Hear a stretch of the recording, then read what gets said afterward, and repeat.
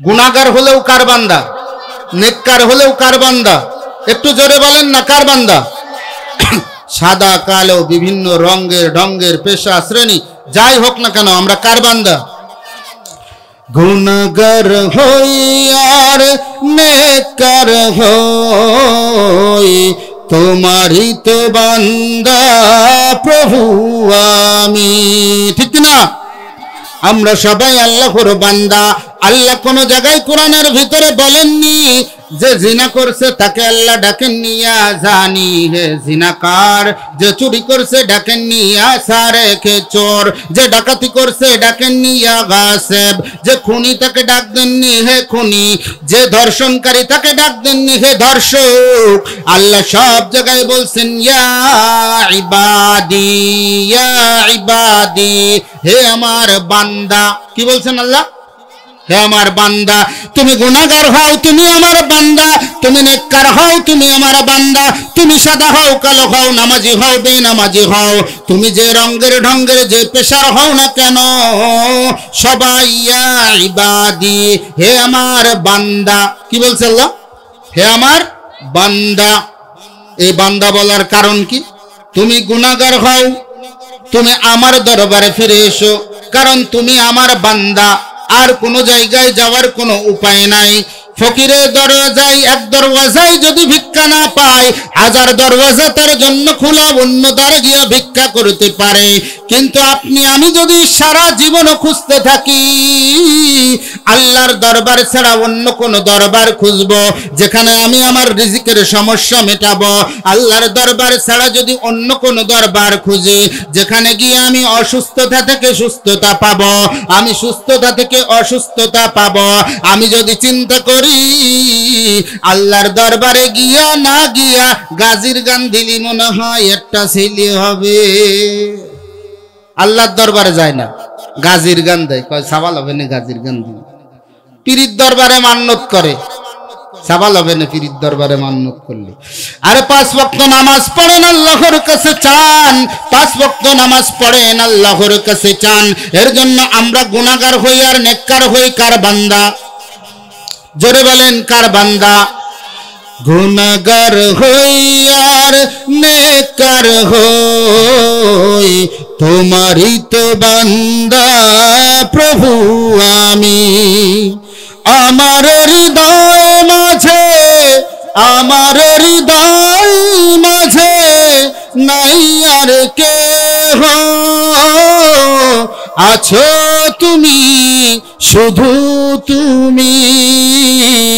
গুনাহগার হই আর নেককার হই, তোমারই তো বান্দা প্রভু আমি। ঠিক না? একটা দ্বারে যদি ভিক্ষা না পাই ফকির, হাজার দুয়ার থাকে খোলা। তোমার এক দরবার ছাড়া যে নাই আমার, তোমার এক দরবার ছাড়া যে নাই আমার, আমি যে পথ ভোলা, আমি যে পথ ভোলা।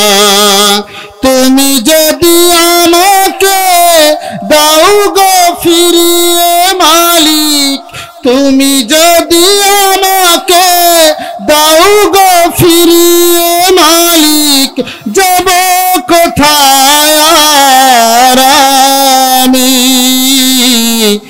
আমার হৃদয় মাঝে আর কেহ নাই, আছো তুমি শুধু তুমি। আমার হৃদয় মাঝে নাই আর কেহ, আছো তুমি শুধু তুমি। দেখেছি অনেক আমি, ভেবেছি অনেক, পাইনি তোমায় ছাড়া কোনো ক্ষমা নারী, তাই তো গুনাহ করে ক্ষমার আশায় তোমার এক দরবারে কড়া নাড়ি। দয়া করে তৌফিক দাও আমায়, দয়াময়, দয়া করে তৌফিক দাও আমায়, দয়াময়, কখনো তোমায় যেন না ভুলি আমি। আমার হৃদয় মাঝে নাই আর কেহ, আছো তুমি, শুধু তুমি, আছো তুমি, শুধু তুমি। কে আছে আমার আপনার হৃদয়? জোরে বলেন না, কে আছে? আল্লাহ পাক। এই আল্লাহ আমাকে আপনাকে সৃষ্টি করেছেন, আমাকে আপনাকে খাওয়ায়, আমাকে আপনাকে পড়ায়, আমাকে আপনাকে লালন পালন করে, আমাকে আপনাকে। আল্লাহ, এই আল্লাহ পাক কোরআনের ভিতরে বলেন, ওমা খলাকতুল জিন্না ওয়াল ইনসা ইল্লা লিয়াবুদুন, আমি মানুষ এবং জিনকে সৃষ্টি করেছি একমাত্র আমার ইবাদতের জন্য। কিসের জন্য? এই ইবাদতের কথা, এই ইবাদত কি, ইবাদত কাকে বলে, এটা আল্লাহ তাআলা আমার আপনার জন্য ইবাদত করার সঠিক পদ্ধতি শিখানোর জন্য আল্লাহ তাআলা আল্লাহর নবীকে পাঠিয়েছেন। কাকে পাঠিয়েছেন? একটা হলো প্র্যাকটিক্যাল আর একটা হলো থিওরিক্যাল, একটা হলো লিখিত। আল্লাহ তাআলা আমার আপনার জন্য প্র্যাকটিক্যালে শেখার জন্য নবী দিয়েছেন, আর থিওরিক্যালে শেখার জন্য আল্লাহ তাআলা কোরআন দিয়েছেন। কি দিয়েছেন? আল্লাহর নবী বলেন, তারাকতু ফীকুম আমরাইন, আমি তোমাদের জন্য দুইটা জিনিস ছেড়ে গেলাম, কিতাবুল্লাহি ওয়া সুন্নাত রাসূলিল্লাহ। একটা হইল কিতাবুল্লাহ, আল্লাহ তাআলার কিতাব কোরআন, আর একটা হইল সুন্নাত রাসূলিল্লাহ, রাসূল সাল্লাল্লাহু আলাইহি ওয়াসাল্লামের সুন্নাত। এইটা দুইটা জিনিসকে যতদিন ধরে আঁকড়ে ধরতে পারবা, ততদিন তোমরা সত্য পথ থেকে বিচ্যুত হবে না, ততদিন পর্যন্ত তোমরা গুমরা হবে না, ততদিন পর্যন্ত তোমরা সঠিক রাস্তার উপরে থাকবা। প্রত্যেকদিন সূরা ফাতিহার ভিতরে পড়তেছি, ইহদিনাস সিরাতাল মুস্তাকিম, হে আল্লাহ আপনি আমাদেরকে সরল সহজ সঠিক পথ দেখান। পড়ি কি পড়ি না? পড়ি কি পড়ি না?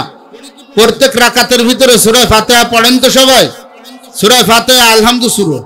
সূরা ফাতিহা করলে আবার অনেকে বোঝে না, চিন্তা করে এই যে আবার কোন জায়গাতে নাজিল হলো নতুন শুরু, আলহামদু শুরু, এর কয় আলহামদু শুরু। সূরা ইখলাস করলি চেনে না, কয় কুল হু আল্লাহ।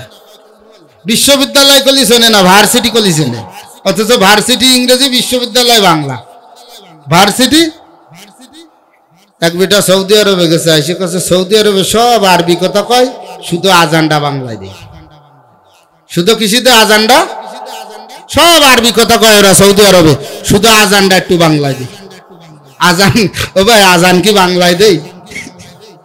আজান আরবিতে দেই, ও আরবি ওইটা বোঝে আজানটা, এর জন্য চিন্তা করতে চুরি আল্লাহ বাংলাদেশে আজান হয় ওটা তো বাংলায় হয়, সৌদি আরবেও এসে অন্য আর কিছু পাচ্ছি না, শুধু ওইটার সাথে মেলে, এর জন্য ওইটা শুধু বাংলায় হয়, ওইটা শুধু বাংলায় হয়, এর জন্য বাংলায় ওইটা।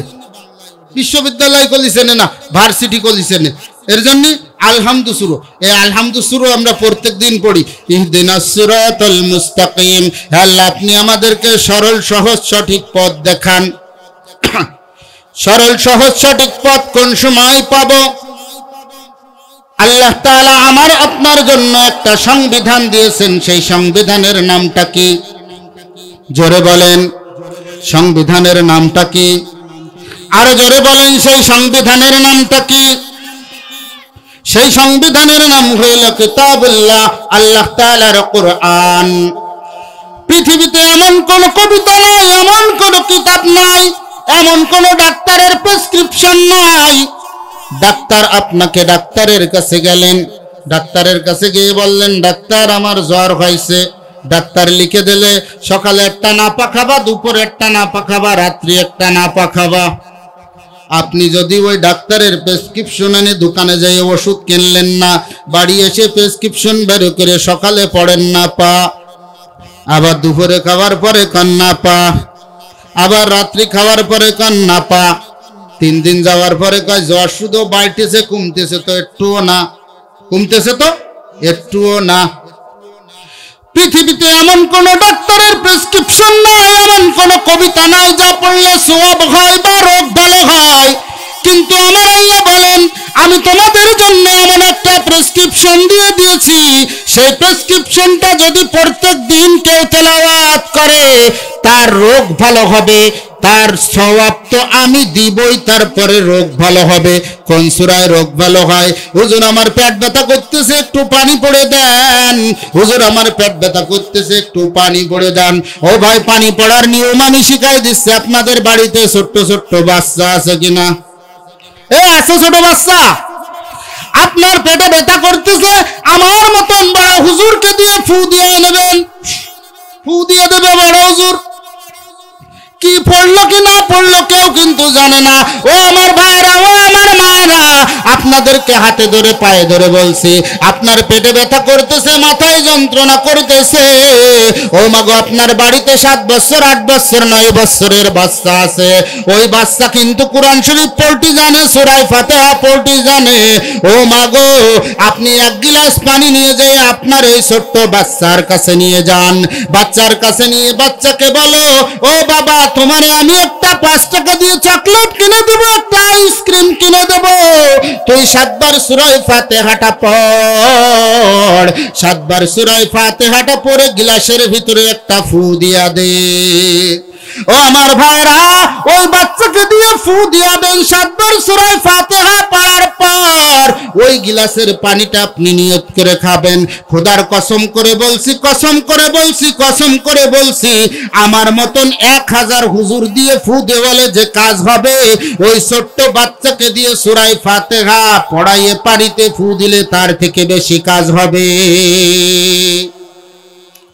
এই কথা কেন বললাম ভাই? আমি তো বড় হুজুর, আমার ফুট থেকে ওই বাচ্চার ফুয়ের কাজ বেশি কেন? আমি বড় হুজুর হলেও আমি কিন্তু গুনাহ থেকে মুক্ত না, আমার কিন্তু হাজার হাজার লক্ষ লক্ষ গুনাহ আছে। কিন্তু আপনার বাড়িতে যে ছোট্ট বাচ্চা আছে, ওর এখনো গুনার অ্যাকাউন্ট খুলিনি, ওর এখনো গুনার অ্যাকাউন্ট খুলিনি। একজন বলতেছে, ও ভাই তুমি যে এত খারাপ কাজ করো, তোমার মান সম্মান যায় না? তখন সে করছে কি, ভাই মান সম্মান থাকলি তো যায়, তা না থাকলি কইতে যায়। কসে ভাই তুই যে এত খারাপ কাজ করিস, তোর মান সম্মান যায় না? তাহলে মান সম্মান থাকলি তো যাবে, তো মান সম্মান নেই তা যাবে কইতে? এ যার গুনার অ্যাকাউন্ট নেই তার তো কোনো গুনার চিন্তা নেই। যার গুনার অ্যাকাউন্ট আছে, যার বয়স 12 বছরের বেশি হয়ে গেছে, তার কিন্তু গুনার অ্যাকাউন্ট আছে, সওয়াবেরও একটা অ্যাকাউন্ট আছে। গুনার অ্যাকাউন্ট আছে, সওয়াবের একটা অ্যাকাউন্ট আছে। যার বয়স এখনো 12 বছর হয় নাই, ওর গুনার অ্যাকাউন্টও নেই, সওয়াবের অ্যাকাউন্টও নেই। কিন্তু গুনাহ করলে গুনাহ হয় না, কিন্তু সওয়াবের কাজ যদি করে তাহলে আল্লাহু আকবার, মা বাবার আমল নামায় সওয়াবটা জমা হয়। সুবহানাল্লাহ বলেন না? কার আমল নামায় জমা হয়? মা বাবার আমল নামায় জমা হয়। 12 বছরের নিচে সন্তান যদি নামাজ পড়ে, আমার সন্তান, আমি নামাজ পড়িনি কিন্তু আমি সন্তানকে নিজে মনে মনে চিন্তা করি, আমি তো নামাজ পড়িনি, আমার সন্তানকে কি করে বলবো আমি নামাজ পড়তে যাওয়ার কথা?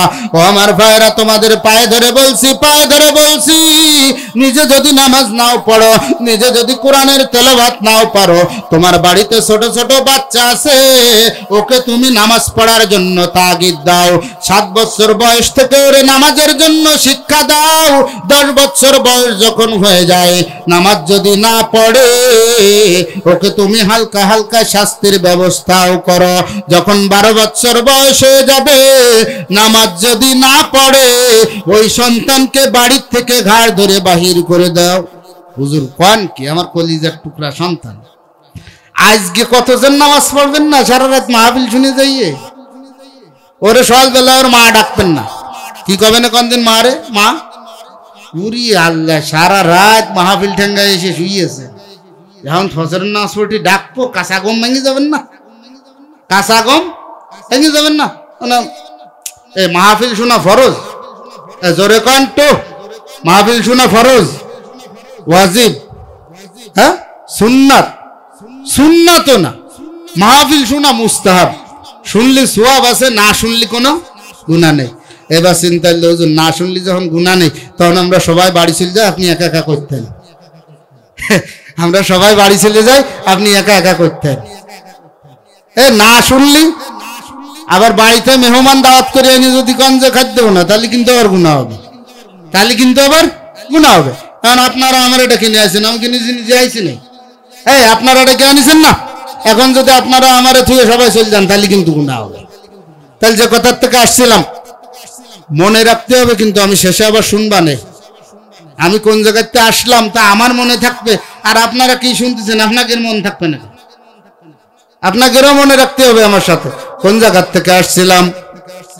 1 নম্বরে আসছিলাম কিতাবুল্লাহ, আল্লাহ তাআলার কিতাব। এই কিতাবের ভিতরে আল্লাহ তাআলা সমস্ত সব কিছুর উত্তর দিয়ে রাখছেন। এই কিতাবুল্লাহর কাছে যদি আপনি জিজ্ঞাসা করেন আমি হাঁটবো কোন পথে, কিতাবুল্লাহ আপনাকে দেখাই দেবে হাঁটার পথ। আমি দৌড়াবো কোন পথে, দেখাই দেবে দৌড়ানোর পথ। ও যুবক ভাইরা জিজ্ঞেস করবেন কোরআনের কাছে, ও কোরআন তোর মধ্যে কি একটু মাঝে মধ্যে এই শীতকালে যে আমরা ডিজে গান বাজাইছি, এই ডিজে গানের কোনো নিয়ম কানুন আসেনি? কোরআন শরীফের কাছে একটু জিজ্ঞেস করবেন।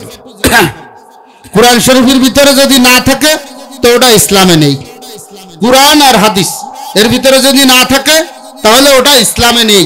তো যতই ভালো হোক না কেন, যতই ভালো হোক না কেন, ওটা ইসলামের ভিতরে নেই। কোরআন হাদিসের ভিতরে যদি থাকে তাহলে ওটা ইসলামের ভিতরে আছে। এই কিতাবের কাছে প্রত্যেকটা জিনিস জিজ্ঞেস করবেন, প্রত্যেকটা উত্তর কোরআন শরীফ দিয়ে দেবে। আপনারা মনে মনে বলতেছেন হুজুর আপনি তো সঙ্গীত শিল্পী, সঙ্গীত শুনেছেন না কেন? সঙ্গীত শুনবা না, আপনাদের কোনো টেনশন করার দরকার নেই। আগে একটু খানিকক্ষণ শুনে নেন, মাঝে মধ্যে মজা দিতে চাটনির ব্যবস্থা করতে, চাটনির ব্যবস্থাও আছে ইনশাল্লাহ। খাওয়ার পরে আরসিও হবে, খাওয়ার পরে আরসিও হবে ইনশাল্লাহ। আপনারা উঠে চলে যাবেন না, শেষ পর্যন্ত শুনবেন ইনশাল্লাহ, মজার আলোচনা হবে। 1 নম্বরে বললাম কোরআন শরীফের কাছে জিজ্ঞাসা করবেন, ও কোরআন আমি কোন পথে চলবো কোন পথে চলবো না, কোরআন কিন্তু উত্তর দিয়ে দেবে। 1 নম্বরে এই যে আল্লাহর কিতাব, কিতাবুল্লাহ, এই কিতাবের নামটা যে কোরআন, ও কোরআন তোমার নাম কেন কোরআন? কিরা দিল তোমার এই নাম কোরআন? কোরআন শরীফ উত্তর দিয়ে দেয় ইন্নাহু লাকুরআনুন কারীম।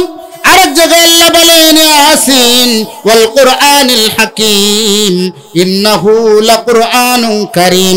বিভিন্ন জায়গায় আল্লাহ তাআলা বাল হুয়া কুরআনুম মাজিদ, এই কিতাবের নাম যে কোরআন আল্লাহ তাআলা পরিচয় দিয়ে দিয়েছেন, এই কিতাবের নামটা হইল কোরআন। এখন 2 নম্বরে যাই, কোরআনের কাছে আপনি জিজ্ঞাসা করেন, এখন আপনার মনে একটা প্রশ্ন আসে কি আসে না? অবশ্যই প্রশ্ন আসে, ও কোরআন তুমি তো দুনিয়া আসছো, তা তোমারে পাঠাইছে কে? আসে কি আসে না ভাই? প্রশ্ন আসে না যে কোরআন তুমি তো দুনিয়াতে আসলে, তা পাঠাইলো কে?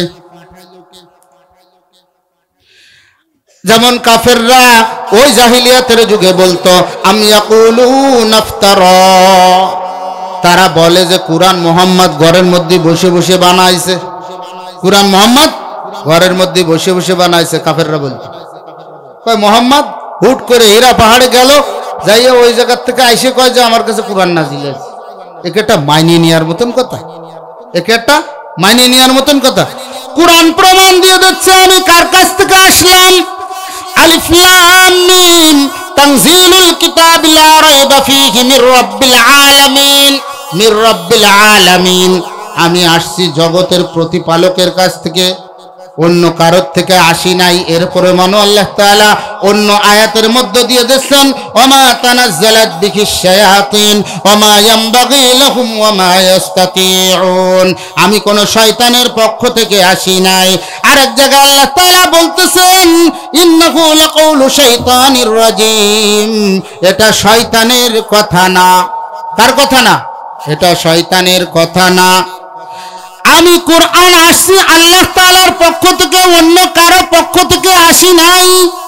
ও কোরআন তুমি তো আসছো ঠিক আছে, আল্লাহ তাআলার পক্ষ থেকে এটাও নাই, মাইনে নিলাম কোরআনের ভিতরে আছে, কিন্তু তুমি কার কাছে আসছো? মোহাম্মদ কি বানাইছে নাকি? অসংখ্য আয়াতের ভিতরে আল্লাহ জানায় দেন ইন্নাহু লাকাউলু রাসূলিন কারীম, এটা আল্লাহ তাআলার কথা, কিন্তু মুহাম্মদ সাল্লাল্লাহু আলাইহি ওয়াসাল্লামের কাছে এসেছে।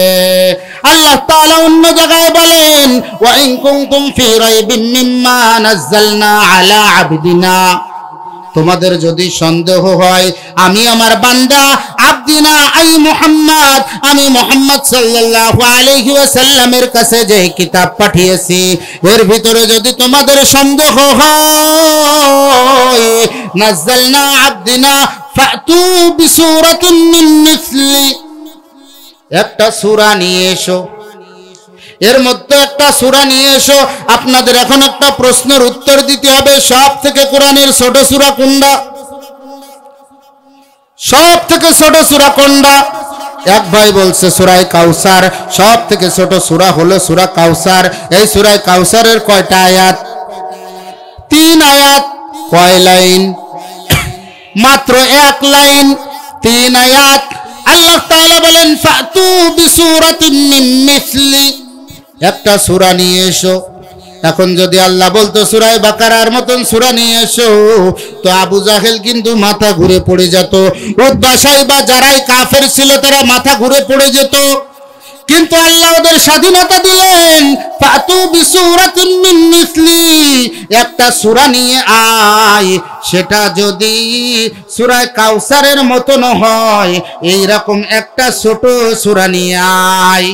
ফাতু বিসূরাতিন মিন মিসলি, একা একা তো পারবি না, একা একা তো পারবি না। তোদের সমস্ত দুনিয়ার মানুষের যত জ্ঞানী আছে সবার মস্তিষ্ক এক জায়গায় কর। তাসলিমা নাসরিন আছে, সালমান রুশদি আছে, হুমায়ুন আজাদ আছে, নাম করা যত পৃথিবীর বড় বড় নাস্তিক আছে, এই সমস্ত নাস্তিকদেরকে ডাক দে, ওয়াদউ শুহাদাআকুম, এ তোদের সঙ্গীদের সবাই ডাক দে। যারা চিন্তা করছো আজকে, যারা বলছো কোরআনকে আধুনিকায়ন করা দরকার, কোরআন 1400 বছরের পুরনো কিতাব, এটা এখন আর চলে না, এখন একটু কোরআনকে ডিজিটালাইজ করতে হবে, তাদেরকে আমি বলছি ওয়াদউ শুহাদাআকুম, তোরা যারা ডিজিটালাইজ করতে চাস সবাইকে ডাক দে, যারা ডিজিটাল জ্ঞানী আছো সবাই ডাক দে, আর একটা সূরা বানাই আনতে বল।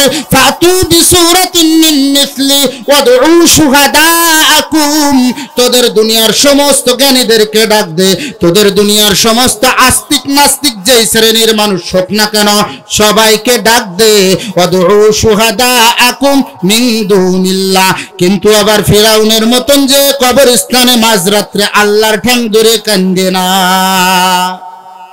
মিন দুনিল্লাহ, আল্লাহ বাদে সবাইরে ডাক দে, আল্লাহ বাদে আর সবাইরে ডাক দে। ফিরাউন দিনের বেলায় কথা আনা রব্বুকুমুল আলা, আমি তোমাকে সব থেকে বড় প্রভু, আর এরকম রাত 1টার পরে যে কি কথা, আল্লাহ আমি তো জানি, আল্লাহ আমার তো উপায় নেই, আল্লাহ আমি জানি যে আমি আসলে কিছুই না, কিন্তু তুমি আমার দুনিয়া একটু পাওয়ার দাও, আখেরাতে তোমার যা মনে চাই তাই করি, আখেরাতে যা মনে চাই তাই করে দুনিয়া একটু পাওয়ার দাও। এরা এখন আবার আস্তিক নাস্তিক যারা আছে চিন্তা করলো যে আমরা তো আসলে সম্ভব না, অসম্ভব, আমরা তো সব বুঝি, শিক্ষিত শয়তান, আমরা কি শয়তান? আমরা তো শিক্ষিত শয়তান, আমরা তো সব বুঝি, যে জীবনেও একটা সূরা তো দূরের কথা, আল্লাহ তাআলা চ্যালেঞ্জ করছে একটা আয়াত বানাই নিয়ে, সূরা বানার লাগবে না, একটা আয়াত নিয়ে, তা আয়াত তো আমি বানাতে পারবো না, তাই কাজ করা যাক, দুনিয়ায় বাহাদুরি করার জন্য আল্লাহর কাছে যে কান দিয়ে, আল্লাহ যদি পাওয়ার দিয়ে দেয় তাহলে একটা সূরা বানাই, এই